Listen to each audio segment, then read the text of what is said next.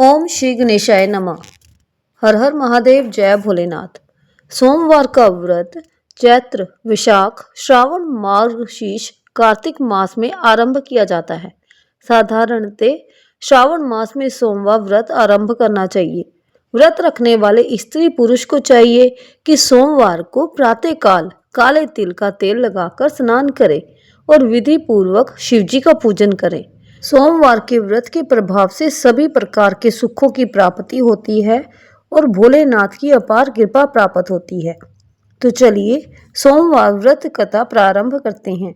एक नगर में एक बहुत धनवान साहूकार रहता था, जिसके घर में धन की कभी कोई कमी नहीं थी। परंतु उसको एक बहुत बड़ा दुख था कि उसके कोई पुत्र नहीं था।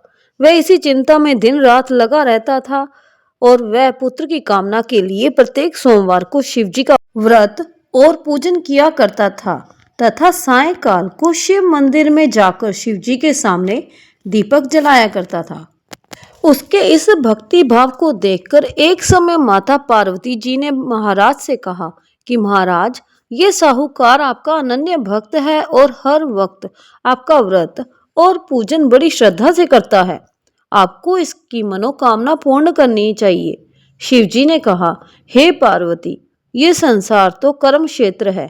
जैसे किसान खेत में जैसा बीज बोता है वैसा ही फल काटता है, उसी तरह मनुष्य इस संसार में जैसा कर्म करते हैं वैसा ही फल भोगते हैं।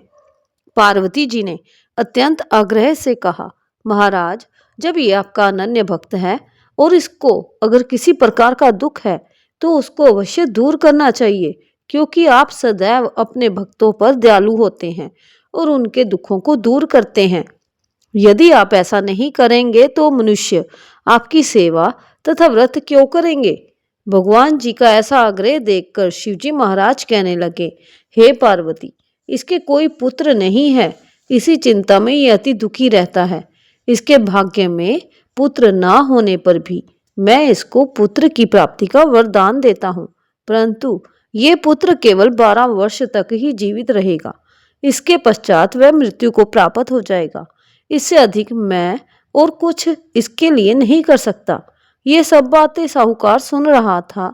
इससे उसको ना कुछ प्रसन्नता हुई और ना ही कुछ दुख हुआ। वह पहले जैसा शिवजी महाराज का व्रत और पूजन करता रहा।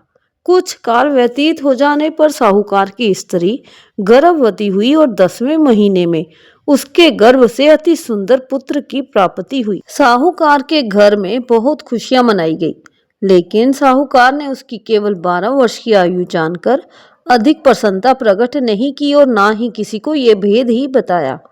जब वह बालक 11 वर्ष का हो गया तो उस बालक की माता ने उसके पिता से विवाह आदि के लिए कहा, तो वह साहूकार कहने लगा कि अभी मैं इसका विवाह नहीं करूंगा, अपने पुत्र को काशी जी पढ़ने के लिए भेजूंगा।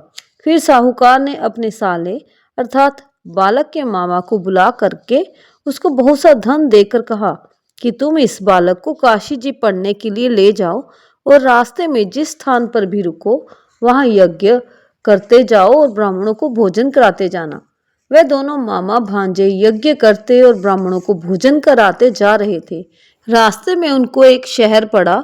उस शहर में राजा की कन्या का विवाह था और दूसरे राजा का लड़का जो विवाह कराने के लिए बारात लेकर आया था वह एक आंख से काना था।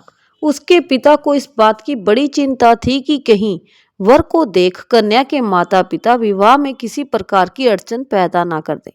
इस कारण जब उसने अति सुंदर सेठ के लड़के को देखा तो मन में विचार किया कि क्यों न दरवाजे के समय इस लड़के से वर का काम चलाया जाए। ऐसा विचार कर वर के पिता ने उस लड़के और मामा से बात की तो वे राजी हो गए। फिर उस लड़के को वर के कपड़े पहना तथा घोड़ी पर चढ़ा दरवाजे पर ले गए और सब कार्य प्रसन्नता से पूर्ण हो गया।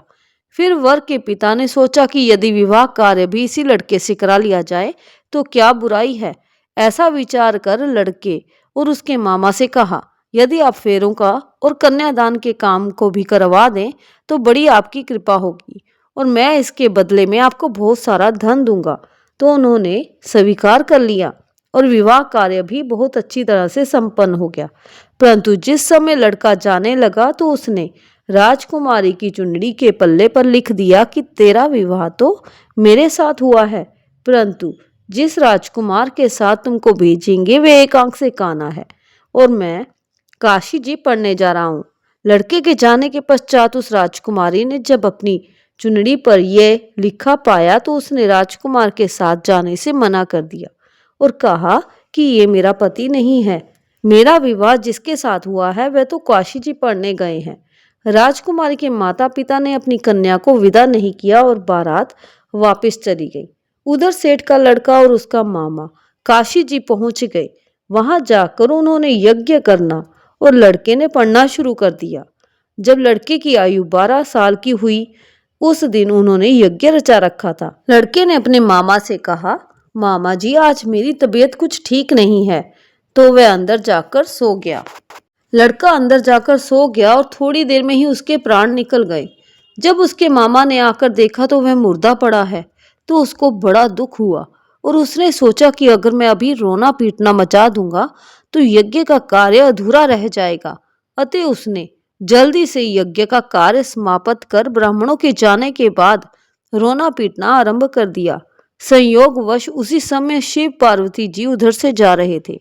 जब उन्होंने जोर जोर से रोने की आवाज सुनी तो पार्वती जी कहने लगी, महाराज कोई दुखिया रो रहा है, इसके कष्ट को अवश्य दूर कीजिए। जब शिव पार्वती जी ने पास जाकर देखा तो वहां एक लड़का मुर्दा पड़ा था। पार्वती जी कहने लगी, महाराज ये तो उसी सेठ का लड़का है जो आपके वरदान से हुआ था।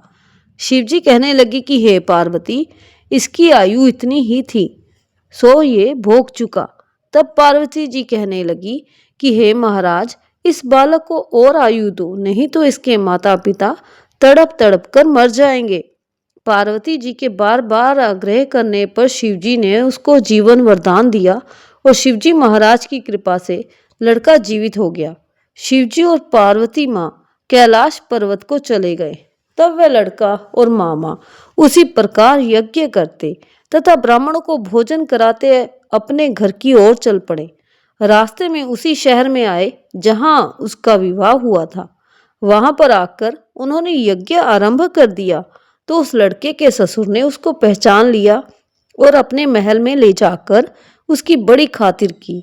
साथ ही बहुत से दास दासियों सहित आदर पूर्वक अपनी लड़की और जमाई को विदा किया। जब वे अपने शहर के निकट आए तो मामा ने कहा कि मैं पहले तुम्हारे घर जाकर खबर कराता हूँ। जब उस लड़के का मामा घर पहुंचा तो लड़के के माता पिता घर की छत पर बैठे थे और ये प्रण कर रखा था कि यदि हमारा पुत्र सकुशल लौट आया तो हम राजी खुशी नीचे आ जाएंगे, नहीं तो छत से गिरकर अपने प्राण खो देंगे। इतने में उस लड़के के मामा ने आकर ये समाचार दिया कि आपका पुत्र अपनी पुत्र वधू के साथ अपने घर वापस आया है। तो सेठ ने आनंद के साथ उसका स्वागत किया और बड़ी प्रसन्नता के साथ रहने लगे। इसी प्रकार से जो कोई भी सोमवार के व्रत को धारण करता है अथवा इस कथा को पढ़ता व सुनता है उसकी समस्त मनोकामनाएं अवश्य पूर्ण होती हैं और भोलेनाथ माँ गौरी की अपार कृपा का वो भागीदार बनता है। हर हर महादेव, जय भोलेनाथ।